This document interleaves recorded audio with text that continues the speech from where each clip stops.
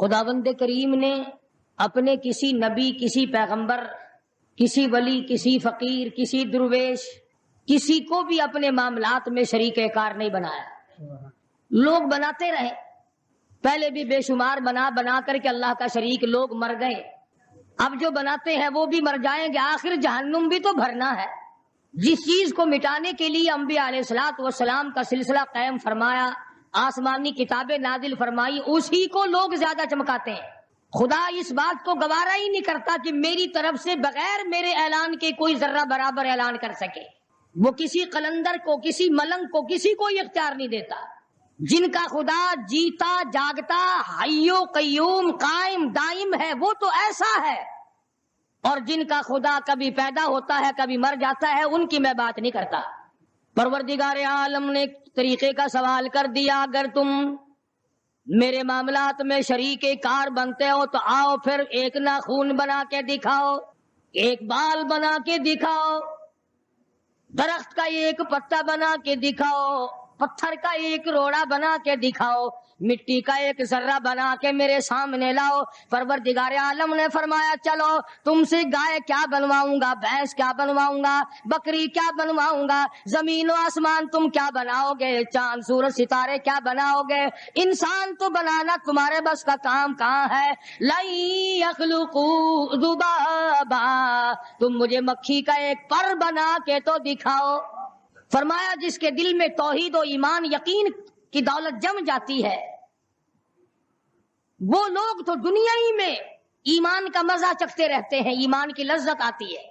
صحابہ اکرام رضوان اللہ تعالی علیہ مجمعین کی جماعت نے دنیا ہی میں جنت کو دیکھا، جنت کی خوشبو سونگی، کسی کو جنت کی ہوا لگی، کسی کو نے جنت کا نقشہ دیکھا، کسی کو جنت کا نظارہ کرا دیا گیا۔ دنیا ہی میں خوش نصیب تھے وہ لوگ جنہوں نے محنت سے اپنی آخرت کو بنایا، اپنی قبر کو بنایا، اپنی تمام تر زندگی میں کبھی بے فکری سے بسر نہ کی، رات کو سوچا، دن کو سوچا، صبح کو خیال کیا، شام کو خیال کیا۔ یہ ناپائیدار زندگی ہے، یہ ختم ہونے والی زندگی ہے، اس لیے مجھے دائمی زندگی کی کچھ تیاری کرنی چاہیے۔ ان لوگوں نے کمائی کی اور محمد کریم صلی اللہ تعالی علیہ وسلم کے ساتھ رہے، دنیا میں ان کو جنت کے مزے آیا کرتے تھے۔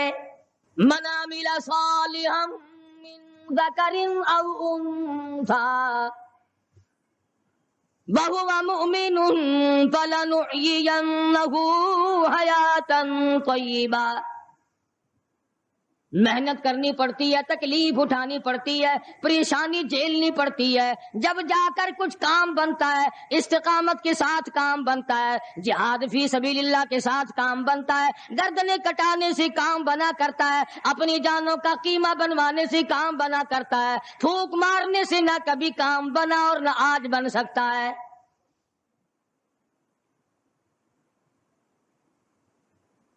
علماء کرام میں بے شمار لوگ اس قسم کے آئے جو استقامت کا پہاڑ ثابت ہوئے۔ ان میں سے بعض نے یہ لکھا ہے کہ بعض مرتبہ کھانے میں ایسا مزہ آتا تھا جیسے جنت کے کھانے کا مزہ آتا ہے۔ شاہ عبد الرحیم صاحب رائے پوری رحمہ اللہ، خدام نے عرض کیا حضرت پورا مہینہ گزر جاتا ہے رمضان المبارک کا، کچھ دو چار نوالے، دو چار لقمے کھا تو لیا کرو۔ تو فرمانے لگے میں اللہ پاک کا قرآن کریم دن کو پڑھتا ہوں، رات کو پڑھتا ہوں، سارا دن تلاوت کرتا ہوں، ساری رات تلاوت میں لگا رہتا ہوں، اور لوگوں تمہیں کیا معلوم ہے جب میں خدا کا قرآن پڑھتا ہوں میرے منہ میں جنت کے پھلوں کا مزہ آتا رہتا ہے۔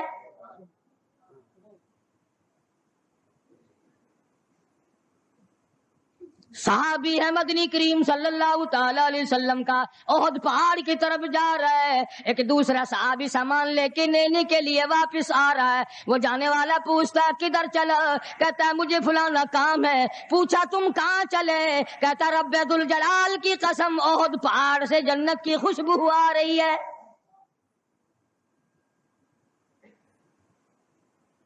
پہاڑ تھے یہ لوگ، ارادے کے، استقامت اس قدر مضبوط تھی، دنیا کی کوئی طاقت ان لوگوں کو نہیں ہلا سکی۔ سید عطا اللہ شاہ صاحب بخاری رحمہ اللہ علماء اکرام کی پگڑی تھی، علماء کے آبرو تھے، شاہ صاحب علماء کی عزت تھی۔ امرتسر میں جلسہ کیا شاہ صاحب نے، اطلاع ملی بہار میں لوگوں نے حسین احمد مدنی کی پگڑی اتار کر جلا دی۔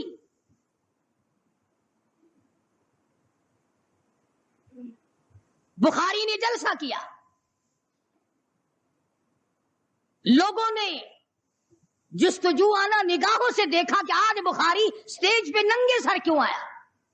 فرمایا ہاں جو کچھ نگاہوں سے پوچھ رہے ہو سمجھ گیا ہوں، تم یہی کہتے ہو نا کہ میں ننگے سر کیوں آیا ہو جب حسین احمد کی پگڑی تم نے اتار دی۔ بخاری اوڑھ کر آنے والا کون ہوتا ہے؟ آج تک دیکھو ان بہاریوں کو، تم کہاں کہاں یہ دھکے کھاتے پھرتے ہیں۔ مولانا حسین احمد مدنی رحمت اللہ علیہ کی پگڑی اتاری، پیروں کے نیچے بلی اور جلا دی، داڑھی میں شراب پھینکی، بے عزتی کی، پتھر مارے۔ جو سب سے آگے تھا صبح کو تالاب میں نہانے گیا، پیر اوپر ہے سر نیچے ہے، لوگ کہنے لگے بلے بلے اتنا لمبا سانس، بہت دیر ہو گئی۔ جب آدھا دن گزرا، لوگوں نے جا کے دیکھا حضرت دنیا سے تشریف لے جا چکے تھے، وہ مر چکا تھا، پاؤں اوپر سر پانی میں ڈوب کے مر گیا۔ اس طرح سے غرق کیا خداوند عالم نے کہ میرے ولی کی توہین کرنے والوں تم بچ کے نہیں جا سکتے۔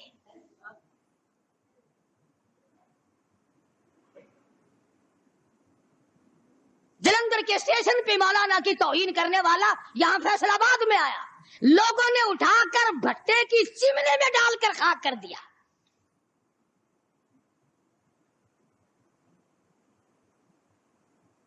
اللہ والوں کی توہین، بشرطے اللہ والا ہو،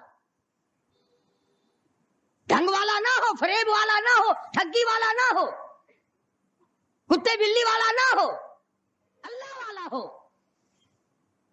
خدا اس کا انتقام لیتا ہے۔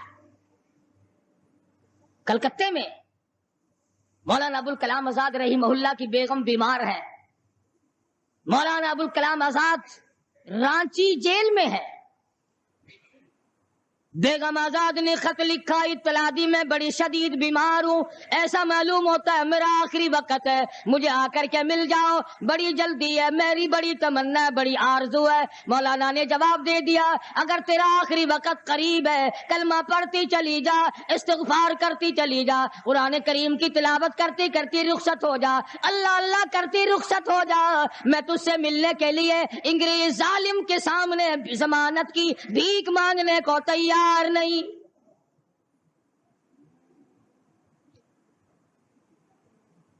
آج یہ جو علماء کی توہین کرتے ہیں، کبھی اخباروں میں لکھ کر فلاں مخالف تھا پاکستان کا، تم نے پاکستان کا کون سا کندھا دے رکھا ہے، تم نے پاکستان کا کیا سنوارا، تم نے پاکستان کا کیا بنایا، آدھا پاکستان بیچ کے کھا گئے اور تمہیں پوچھنے والا کوئی نہیں۔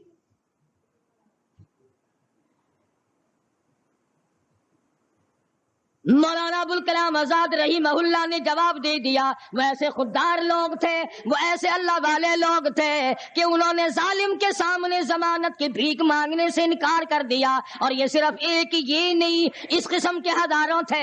مسٹر ٹامسن فرانسیسی مورخ لکھتا ہے دلی کے چاروں طرف، دلی سے آگرہ تک، دلی سے پانی پت تک، دلی سے مراد آباد تک، دلی سے غازی آباد تک، چاروں طرف کم سے کوئی درخت کا ٹہنا ایسا نہ تھا جس پہ کسی عالم دین کی لاش نہ لٹکی ہو۔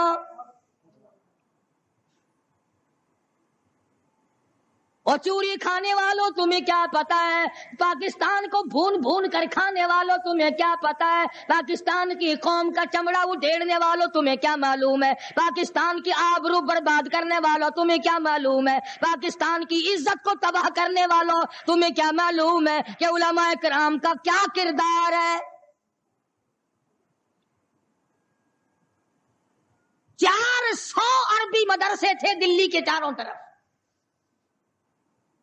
ایک بھی طالب علم باقی نہ رہا، نہ ناظم کو رہا، نہ محتمم رہا، تمام کے تمام پڑھنے والے پڑھانے والے اساتذہ بھی طالب علم بھی تمام کے تمام انگریز ظالم سے ٹکرا کر شہید ہو گئے۔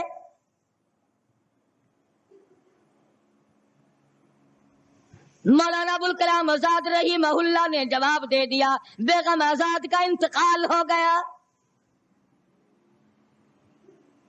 بیگم آزاد کا انتقال ہو گیا۔ مولانا آزاد کی بیوی کا جنازہ کلکتے کی بازاروں سے نکل رہا ہے۔ وہ مسلمان جو انگریز کا پیشاب چاٹا کرتے تھے، جو انگریز کی لید چاٹا کرتے تھے، انگریز کے گھوڑوں کی میموں کا تھوک چاٹنے والے مسلمان بیگم آزاد کے جنازے پہ لٹھ برسائے، لٹھ مارے مولانا آزاد کی بیگم کے جنازے پہ۔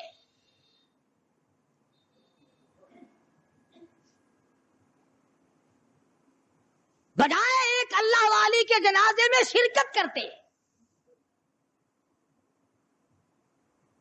آج بھی یہ اخباروں والے کبھی کہتے ہیں ہندوستان میں مسلمانوں کے ساتھ یوں ہو رہا ہے، دیوبند میں یوں ہو، تم اپنی تو بات کرو، تمہارے یہاں کیا ہو رہا ہے؟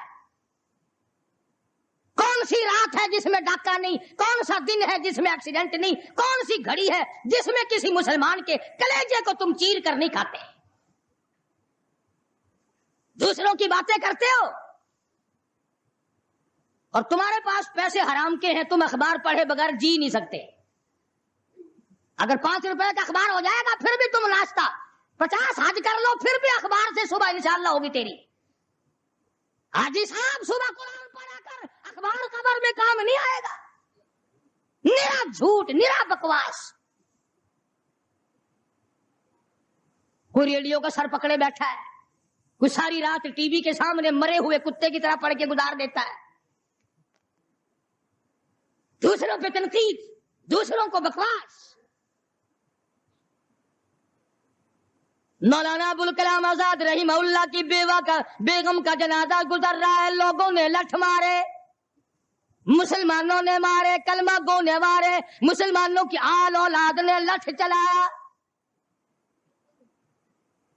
سید عطا اللہ شاہ صاحب بخاری رحمت اللہ علیہ کو پتا چلا، تیسرے چوتھے دن تشریف لے گئے، بن بلائے گئے، وہاں جا کر کے لوگوں کو للکارا، فرمایا لوگوں تم نے اس عفیفہ کے جنازے پہ لٹھ چلایا، تم نے اس سیدہ کے جنازے پہ لٹھ چلایا، جس کو بے نقاب تو کیا تم نے کبھی با نقاب بھی نہیں دیکھا۔ لیڈر کی بیوی تھی، عالم کی بیوی تھی، بہت بڑے سیاستدان کی بیوی تھی۔ کلکتے کے لوگوں نے مولانا ابوالکلام آزاد کی بیوی کو کبھی بغیر پردے تو کیا پردے میں بھی نہیں دیکھا۔ آج تو جب تک ساتھ لے کر بازار میں سے گزر نہ جاؤ اس وقت تک لیڈری نہیں چمکتی۔ کم سے کم پتہ تو چلنا چاہیے نا اس کے گھر میں مال کیسا ہے۔ اور اب تو بلکہ جب نکاح ہوتا ہے تو اسی وقت دلہے دلہن کا اخبار میں فوٹو آتا ہے کہ دلہا کس بھاؤ کا، دلہن کس بھاؤ کی ہے۔ شرم نہیں آتی مسلمان کہلاتے ہوئے۔ ادھر کی بارات میں بھی حاجی، ادھر کی بارات میں بھی مسلمان اور نمازی۔ بھئی یہ کیا حرکتیں ہو؟ ارے بس لڑکے وڑکے ہیں نا، چھوکرے وکروں کے کام ہے۔ کیا قیامت میں قبر میں گزارا ہو جائے گا یوں ہی؟ اللہ پوچھے گا کہ تم کیا کیا بدماشیاں کیا کرتے تھے؟ اب جی ہم تو بڑے نیک آدمی تھے، ہمارے لڑکے بڑے حرامی تھے، وہ یوں کیا کرتے تھے۔ کیسے کام چلنے لگا؟ سید عطا اللہ شاہ صاحب بخاری رحمت اللہ علیہ نے للکار کے کہا تم نے اس عفیفہ کی بے عزتی کی، توہین کی، سیدہ کی توہین کی، جس نے کبھی تم نے کبھی اس کو بے نقاب تو کیا با نقاب بھی نہیں دیکھا، برقعے کے ساتھ بھی نہیں دیکھا۔ فرمانے لگے میری نگاہ، میری نظر، میری آنکھ دیکھ رہی ہے کہ تمہاری لاشوں کو کلکتے کے بازاروں میں کتے گھسیٹ رہے۔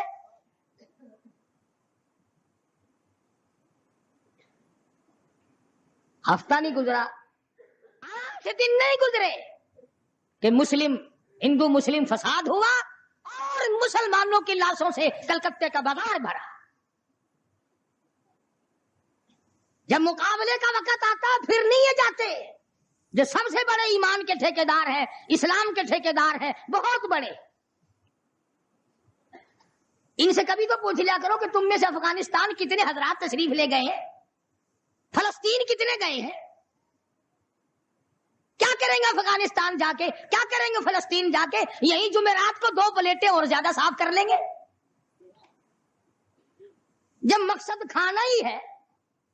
وہ ایک مولوی بیمار ہو گیا بیچارہ، تو ڈاکٹر کے پاس لے گئے بڑی مشکل سے چارپائی پہ ڈال کر.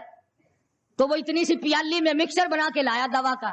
انہوں نے کہا حضرت یہ پی لیجئے. کہنے لگا بولے اگر اتنی جگہ ہوتی تو ایک پلیٹ اور نہ ڈال لیتا. کدھر ہے جگہ دوا کی؟ جن کا مقصد صرف کھانا، جن کا مقصد صرف پینا ہے، وہ کیا کریں گے ادھر ادھر جا آ کر؟ کیا کرے تھے ان کو؟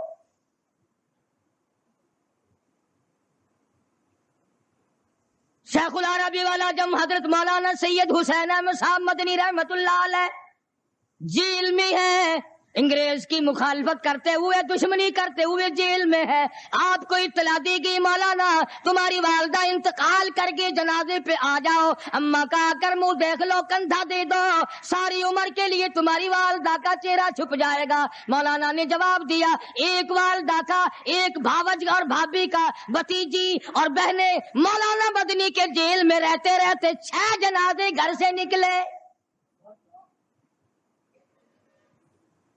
6 جنازے گھر سے نکلے. ہر وقت اطلاع دی گئی تشریف لاؤ، آ کے جنازے میں شرکت کرو، اماں کا چہرہ دیکھ لو، اماں کو اپنے ہاتھوں سے دفن کر دو. مولانا نے جواب دیا الحمدللہ اللہ پاک نے مجھے توفیق بخشی ہے، میں یہیں بیٹھا دعا کروں گا. او میری والدہ اللہ کے یار رخصت ہو جا، اللہ تیری قبر کو جنت کا باغ بنائے، اللہ پاک آخرت بہتر بنائے، دنیا سے ایمان کی دولت ساتھ لے جانے کی توفیق عطا فرمائے. پر میں تیری زیارت کے لیے، میں تیرے جنازے میں شرکت کے لیے انگریز ظالم سے ضمانت کی بھیک مانگنے کو تیار نہیں.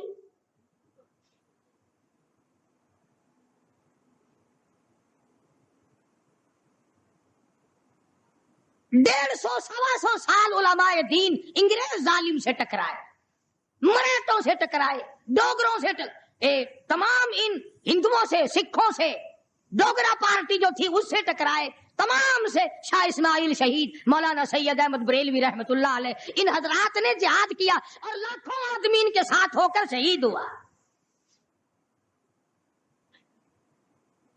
آج کل خود شہید ہونے کی توفیق تو ہے نہیں. قبر کی مٹی کی ڈھیری، ایسے مٹی کی ڈھیری بنائی، 4 اینٹیں لگائی، یہ کس کی قبر ہے؟ یہ پرانے زمانے کے شہید ہیں، یہ بغیر سر کے یہاں تشریف لائے، لوگوں نے دیکھا آ رہے اور سر ہے ہی نہیں. شہیدوں کے نام پہ کھانے والوں، خود شہادت کے لیے تیار ہو جاؤ. بڑے دن چوری کھائی ہے شہیدوں کے مزاروں پہ بیٹھ کر. اور کمال دیکھو، بولی بالی قوم کو کیا سمجھایا کہ جی یہ جب تشریف لائے نا، ہاتھ میں تلوار تھی، سر نہیں تھا، تو بغیر سر کے چل کے دکھا. شہادت کی طلب کرو، شہید ہونے کے لیے تیار ہو جاؤ. صحابہ اکرام نے اسی بات کے لیے دعائیں مانگی. محمد عربی سب کہہ دو صلی اللہ علیہ وسلم کے غلام ہیں، جانثار ہیں، اللہ والے ہیں، خدا نے ان کے مقدر نرالے بنائے. خدا کی قسم کیا قیمت ہے. میں کہتا ہوں ساری جنت، ساری کائنات، زمین آسمان، چاند سورج، سونا چاندی، بادشاہ، تخت و تاج ایک طرف رکھو، اور ایک طرف یہ نعمت ہے کہ صحابی نے اپنی آنکھ سے کالی کملی والے کے چہرے کا دیدار کیا ہے. تمام دنیا اور اس کی دولت، جنت اور حور و غلمان اور نہریں اور یاقوت، تمام کی تمام اس کے مقابلے میں ایک ہے جس کی آنکھ نے حضور کا دیدار کیا ہے.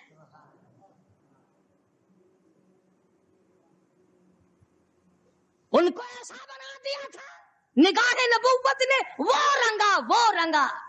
دعا مانگ رہے ہیں 2 صحابی، سبحان اللہ. ہم دعا مانگیں گے تو یہی مانگیں گے یا اللہ بنگلہ دے دے، الہی فلانی عورت جو ہے فلمی ایکٹریس بڑی کام کی ہے، میری شادی اس سے ہو جائے. یہی دعا مانگیں گے نا. کنجریوں سے بیاہ کرانے کی پرنیجن دی شادی مانگیں گے نا. بنگلہ کار کوٹھی مانگیں گے، دولت مانگیں گے، سونا چاندی مانگیں گے، بے وفا چیزیں مانگیں گے. آؤ میں تمہیں بتلاؤں، محمد کریم صلی اللہ تعالی علیہ وسلم کے 2 غلام دعا مانگ رہے. ایک کہنے لگا الہ العالمین، کل کفار سے مقابلہ ہوگا، مجھے توفیق عطا فرما، میں اس میں شریک ہوں، کئی کافروں کو میرے ہاتھوں سے قتل کرا اور پھر میں غازی بن کر اپنے گھر واپس آ جاؤں۔ دوسرا صحابی دعا کرتا ہے، الہ العالمین کل کافروں سے مقابلہ ہوگا، میدان فی سبیل اللہ گرم ہوگا۔ اللہ تبارک و تعالیٰ سے دعا کرتا ہے، الہی کل جب کافروں سے میرا مقابلہ ہو، کئی کافر میرے ہاتھوں سے کٹ جائیں مر جائیں، پھر کئی کافروں کو میں قتل کر ڈالوں، پھر وہ مجھے قتل کر دیں، پھر وہ مجھے شہید کر دے، پھر وہ میرا ناک کاٹ لے، پھر وہ میری زبان کاٹ لے، پھر میرے لب کاٹ لے، پھر تیرے دربار میں جب میری پیشی ہو اور تو پوچھے دنیا سے کیا لایا، میں عرض کروں الہی اور تو کچھ نہیں، اتنی بات ہے جواب کس چیز سے دوں، تیری راہ میں زبان بھی کٹا دی۔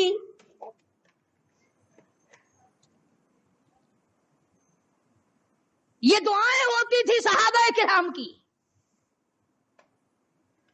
اور مرد تو مرد رہے، عورتوں نے کمال کر دیا، یہی دعا مانگا کرتی تھی۔ حضور اکرم صلی اللہ علیہ وسلم نے ایک دن بڑی عاجزی سے دعا فرمائی، بڑی لمبی دعا فرمائی۔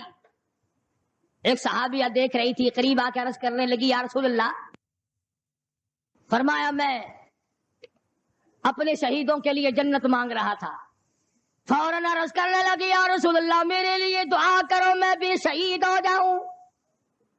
عورت ذات ہو کر شہادت کی دعا منگوا رہی ہے حضور صلی اللہ علیہ وسلم سے۔ آپ نے دعا فرما دی۔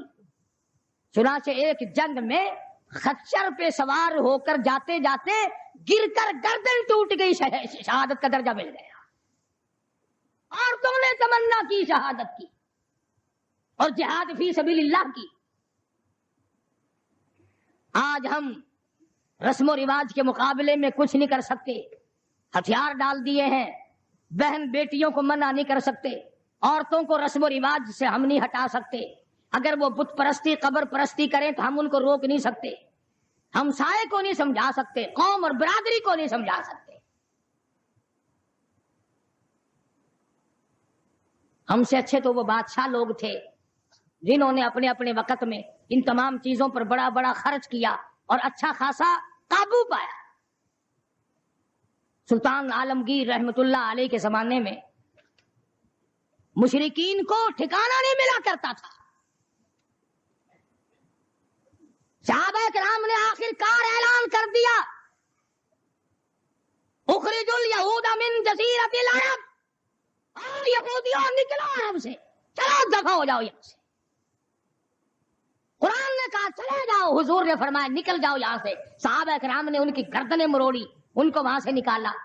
اور ہم یہودیوں کا کپڑا ہم کو بڑا پسند ہے۔ میں بڑا حیران ہوں، کئی مرتبہ سوچتا ہوں جتنے یہ مسلح حاجی صاحبان لوگ مکے مدینے سے لاتے ہیں، الحمدللہ یہ تمام کے تمام مسلح جرمنی اٹلی کے ابدالوں اور غوثوں کے ہاتھ کے بنے ہوئے ہیں سارے۔ جتنے مسلح ہم وہاں سے لاتے ہیں یہ اٹلی اور جرمن کے بنے ہوئے ہیں۔ مسلمانوں کو نہیں مسلح بنانے آتے؟ تمہیں 4 شادیاں کرنی بڑی آ گئی، عورتوں کے پیچھے لگ کر تمام خاندان کا دولت کا ایمان کی بیڑا گرک کرنے کا بڑا پتہ چلا ہوا سب کو۔ یہ بڑے بڑے رومال تمام انگریز بناتے، یہودی بناتے، اور یہ پینے والی تمام شربت، یہ بوتلیں، یہ سب یہودی بناتے۔ دیکھ لو یہودیوں کی بوتلیں کتنی چل رہی ہیں۔ جب 96 کی تھی اس وقت اتنی نہیں بکتی تھی جتنی اب گاڑیوں میں 3 روپے کی زیادہ بکتی ہے۔ بالٹی لاتے لاتے تھک جاتا ہے وہ۔ یہودیوں کا پانی مزیدار، یہودیوں کے کپڑے مزیدار، اور یہودن اگر ہاتھ آ جائے پھر تو سبحان اللہ سبحان اللہ، کیا کہنا۔ مسلمان بڑا مرتا ہے یہودن کے پیچھے۔ تم کہہ رہے ہوگے کہ ہم نے تو کبھی، ہمارے تو ہاتھ ہی نہیں آئے کیا، تمہارا قابو ہی نہیں چلا۔ آج تخت و تاج تمہارے حوالے کر دے، تم اگلے دن اسرائیل کا دورہ رکھ دو گے کہ چلو 2-4 یہودنوں سے ملاقات کر کے آئیں گے۔ خمیر میں جب ہمارے غلط غلط چیزیں پڑ گئی، مزاج بگڑ گیا، عادت بگڑ گئی، تباہی پھر گئی، بچے بگڑے، جوان بگڑے، بوڑھے بگڑ گئے۔ ادھر مسلمانوں کی ملاوٹ نے انگریزوں کو اچھا کہلوا دیا،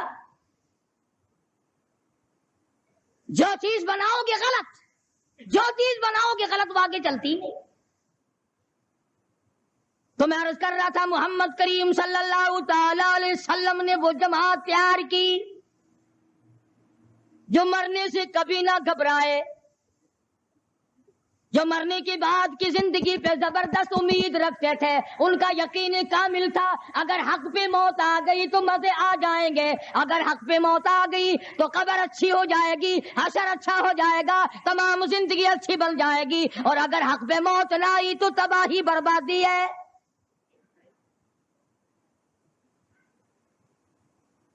بے شمار اللہ والے اس قدر حق پرست تھے اور اس قدر علم کے پیچھے یہ لوگ لگے۔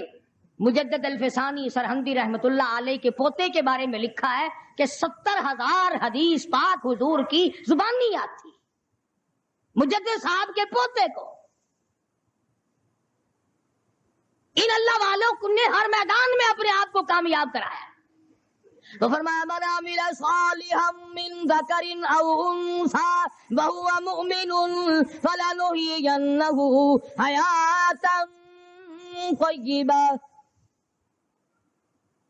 اپنی زندگی میں نیک عمل کرنے والوں مرد اور عورتوں جو کوئی اچھے کام کرتا ہے بس اوقات دنیائی میں اپنی زندگی میں ہی ایمان کا مزہ چکھنے لگ جاتا ہے، ایمان کا مزہ آتا ہے اس کو زندگی میں، دنیا ہی میں مزہ آتا ہے۔ امام ابو حنیفہ سب کہہ دو رحمت اللہ علیہ اتنی پاکیزہ ذہنیت رکھتے تھے، اتنا پاک ایمان رکھتے تھے، اتنا ادراک اللہ نے دیا تھا، اس قدر شعور بخشا تھا کہ غسل خانے میں اگر آدمی غسل کرے تو امام صاحب نالی کے پانی کو دیکھ کر بتا دیا کرتے تھے کہ یہ غسل کرنے والا جائز کر کے غسل کر رہا ہے اور یہ زنا کر کے غسل کر رہا ہے۔ پانی کے قطروں کو دیکھ کر بتایا کرتے تھے۔ اب تم کہتے ہوگے ہیں اوروں کو عالم الغیب مانتا نہیں، امام ابو حنیفہ کو عالم الغیب مانتا ہے، کیسے پتا چل جاتا تھا؟ یہ سڑکوں پہ کتے مرے پڑے رہتے ہیں نا، اور ایک آدمی کو نظر نہیں آتا وہاں سے گزرے تو کیا بدبو آئے گی کہ نہیں؟ گندے نالے کے پاس سے گزرو، دکھائی تو کچھ نہیں دیا، بدبو آئی، کوڑا کرکٹ غلاظت پڑی ہے، بدبو آئی۔ جیسے تمہیں گند کی، پیشاب کی، سڑے ہوئے مردار کتے کی بو آتی ہے، اللہ والوں کو گناہ کی بو آتی ہے، اللہ والوں کو گناہ کی بو آتی ہے اور ان کی آنکھ بھی کام کر جاتی ہے۔ تو امام ابو حنیفہ رحمت اللہ علیہ نالی میں بہتا ہوا پانی دیکھ کر پہچان جاتے تھے کہ یہ غسل حرام خوری کر کے کر رہا ہے اور یہ غسل حلال کر کے کر رہا ہے۔ بلکہ یوں لکھا کتابوں میں کہ امام صاحب نے دعا مانگی، یا اللہ یہ کیا چیز ہے، تو مجھے لوگوں کے عیبوں پہ مطلع نہ کر، میرے سے یہ چیز سلب کر لے، دعا مانگی۔ یہ وہ اللہ والے لوگ تھے۔ اگر ہم کو ایسی چیز مل جائے تو اخبار میں چھپوائیں گے تاکہ زیادہ شہرت ہو اور زیادہ سے زیادہ لوگوں میں ہمارا چرچا ہو اور لوگوں کو یہ پتا چل سکے کہ ہمارے مقابلے کا ولی کوئی نہیں۔ اللہ والوں کی بڑی عجیب عجیب باتیں نرالی نرالی۔ مولانا محمد یعقوب صاحب رحمت اللہ علیہ، مولانا اشرف علی تھانوی رحمت اللہ علیہ کے بھی استاد ہیں، بہت بڑے بزرگوں میں سے، دارالعلوم دیوبند کے اساتذہ میں سے ہیں۔ حدیث پاک پڑھا رہے تھے، پڑھاتے پڑھاتے یکدم اٹھ کر دیوبند کے بازار میں چلے گئے۔ حضرت پھر کبھی کبھی مجذوب آنا غلبہ ہو جاتا تھا، بازار میں دوڑتے جاتے ہیں، فرمانے لگے صدقہ کرو، صدقہ کرو، خیرات کرو، خیرات کرو، خیرات کرو۔ لوگوں کی جیسی عادت ہے، کہنے لگا بھی مدرسے میں دانے ختم ہو گئے، دکھائی دے، مدرسے میں کچھ رہا نہیں، مولوی اس لیے بھاگا پھر رہا مانگنے کے لیے۔ کوئی مولانا کو ساتھ لگا کر مدرسے واپس لے آیا اور کہنے لگا کہ حضرت آپ خام خواہ ذلیل ہو رہے ہیں، یہ مدرسے کو بھی ذلیل کر رہے ہیں آپ، مدرسے کو بھی آپ ذلیل کر رہے ہیں. فرمایا کیا بازار میں کہتے نہیں پھرتے تھے صدقہ کرو خیرات کرو, صدقہ کرو خیرات کرو, بچ جاؤ گے. کہ پھر کہ لوگ کہنے لگے کہ دیکھ مولوی مانگتا پھر رہا, دانے ختم ہو گئے. فرمانے لگے یعقوب اور یعقوب کی اولاد اور سارا دیوبند, یعقوب اور یعقوب کی اولاد اور سارا دیوبند. اس اللہ والے نے منہ پہ ہاتھ رکھ دیا کہ حضرت رہنے دو. خود ہی پوچھنے لگے کہ کیا بات ہے, میں نے کیا کہہ دیا کہ یوں کہا کہ یعقوب اور یعقوب کی اولاد اور سارا دیوبند. فرمایا اب تو ایسا ہی ہوگا, سب تعاون سے مریں گے. شہر دیوبند سے ایک وقت میں 20 جنازے اٹھے, بے شمار جنازے مولانا کے گھر سے اٹھے. خود مولانا نانوتے اپنے آبائی گاؤں تشریف لے گئے. مغرب کی نماز کا وضو فرمایا تو یوں آسمان کی طرف فرمانے لگے بلاوا تو کئی دن پہلے تھا, آج تک نہیں آیا, کیا ہوا؟ بس نماز پڑھی اور اللہ کو پیارے ہو گئے. میں یہ عرض کر رہا تھا کہ یہ لوگ علم غیب نہیں جانتے تھے, یہ لوگ کسی کا سامنے دعویٰ نہیں کیا کرتے تھے. اللہ پاک ایمانی قوت سے, ایمانی حلاوت اور ایمانی لذت اور ایمان کا جو آئینہ ہے اس سے ان چیزوں کو یہ باتیں چیزیں معلوم ہو جاتی تھی, اور یہ حتمی اور قطعی چیزیں نہیں ہیں. تو فرمایا من عمل صالحا من ذکر او انثى وهو مؤمن فلنحيينه حیاتا طیبا. نیک کام کرنے والے مرد ہو یا عورتیں ہو, کوئی بھی ہو, وهو مؤمن, وہ ایمان کا مزہ, ایمان کی لذت, فَلَنُحْيِيَنَّهُ حَيَاةً طَيِّبَةً, ہم ان کو دنیائی میں مزہ چکھا دیتے ہیں. وَلَنَجْزِيَنَّهُمْ أَجْرَهُمْ بِأَحْسَنِ الَّذِي كَانُوا يَعْمَلُونَ. اللہ پاک فرماتے ہیں ہم نے کام کرنے والوں کو یوں ہی اجر دیا کرتے ہیں, یوں ہی بدلہ دیا کرتے ہیں. اس سے یہ بات ثابت نہ کر لینا کہ بزرگان دین کو ان کی قبروں پہ جو کچھ ہوتا ہے سب کچھ وہ پتہ لگا لیتے ہیں. کیسے لگا لیں گے, ان کو کیا علم؟ اگر ان کو پتہ چل جائے تو وہ ناجائز خرافات اور محمد عربی صلی اللہ علیہ وسلم کے فرمان کے خلاف جو کچھ وہاں ہوتا ہے وہ اس کو کبھی بھی برداشت نہ کریں, وہ اس کو کبھی بھی اپنی قبر کے نزدیک نہ ہونے دیں. قرآن کریم نے آگے چل کر کے سمجھایا ہے کہ حرام و حلال کی تمیز جب آدمی کرتا ہے تو ایمان کی لذت اس کو دنیا ہی میں ملتی ہے. کھانا بتا دیتا ہے کہ میں حرام کا ہوں, میں حلال کا ہوں, اس کی لذت بتاتی ہے, اس کی کیفیت بتا دیتی ہے. بلکہ ایک بزرگ فرماتے ہیں کہ اگر مجھ سے کوئی گناہ ہو جائے تو مجھے تو میرا گھوڑا بتا دیتا ہے کہ مجھ سے گناہ ہوا. کسی دوسرے نے پوچھا کہ اچھا تیرے گھوڑے کو کیسے پتا چلتا ہے, تیرے گھوڑے کو کیسے پتا چلتا ہے کہ تیرے سے گناہ ہو گیا؟ کہنے لگا میں دائیں طرف موڑتا ہوں, میرا گھوڑا بائیں طرف مڑتا ہے, میں سمجھ جاتا ہوں کہ میں نے بڑے مالک کی نافرمانی کی ہے, یہ چھوٹے مالک کی نافرمانی کر رہا ہے. میں یہاں سے اندازہ لگاتا. اور ایک اور بزرگ فرماتے ہیں کہ حرام کا لقمہ جب میرے منہ میں کبھی اگر گیا, جب تک قے نہ ہوئی چین نہ آئی. مولانا مظفر حسین کاندھلی رحمت اللہ علیہ کے حلق کو علماء اور اللہ والے کسوٹی اور پرپرکھ کے طور پر استعمال کیا کرتے تھے. تو کیا بعید ہے اللہ تبارک و تعالیٰ جل شانہ اگر یہ سعادت ہمیں بھی نصیب فرما دیں, بشرطے کہ کلمے والی زندگی بناؤ, ایمان والی زندگی بناؤ, استقامت والی زندگی بناؤ, اللہ والوں کی جو زندگی تھی وہ آئینہ اپنے اندر پیدا کرو, اور محمد کریم صلی اللہ علیہ وسلم کے فرمان کے مطابق کم سے کم کوشش تو کرو. کھانا حضور کے فرمان کے مطابق ہو, پینا حضور کی سنت کے مطابق ہو جائے, پہننا حضور کی سنت کے مطابق ہو جائے. یہ طریقہ نہیں کہ 8 دن تک یہودیوں کے طرز پہ کھاؤ, یہودیوں کے طرز پہ پہنو, یہود عیسائیوں کے طرز پہ زندگی گزارو, اور جمعے کے دن 2 گھڑی آ کر کے تم سمجھو کہ سارا بیڑا پار ہی پار ہے. تو ایسا بڑا مشکل ہے. اللہ کی رحمت سے تو بعید نہیں, میں انکار نہیں کرتا. اللہ پاک کی رحمت سے بعید نہیں, وہ بڑا ارحم الراحمین ہے, وہ بڑا کریم ہے, وہ بڑا غفار الذنوب ہے, بندوں کے عیبوں پہ پردے ڈالنے والا ہے. مگر لوگوں یہ تو بتاؤ, اگر اس نے پکڑ لیا تو پھر چھڑانے والا بھی کون ہے؟ یہ چیز بھی تو ساتھ ساتھ ہے. کیا اس کے اندر پکڑنے کا مادہ نہیں, طاقت اور قوت نہیں؟ اور ہم یہ سمجھتے ہیں کہ یہ قوت اللہ کے پاس ہے ہی نہیں، بس ایک ہی قوت ہے معاف کرنے والی، غیظ و غضب والی قوت ہے ہی نہیں۔ فرمایا واللہ عزیز ذو انتقام، اگر میں پکڑنے پہ آ جاؤں تو مجھ سے بڑا بدلہ لینے والا کوئی نہیں۔ ان بطش ربک لشدید، مجھ سے بڑی پکڑ کسی کی نہیں، مجھ سے زیادہ عذاب کوئی نہیں دے سکتا۔ خدا خود کہتا ہے کہ اگر میں عذاب دینے پہ آؤں تو مجھ سے زیادہ عذاب کوئی نہیں دے سکے گا۔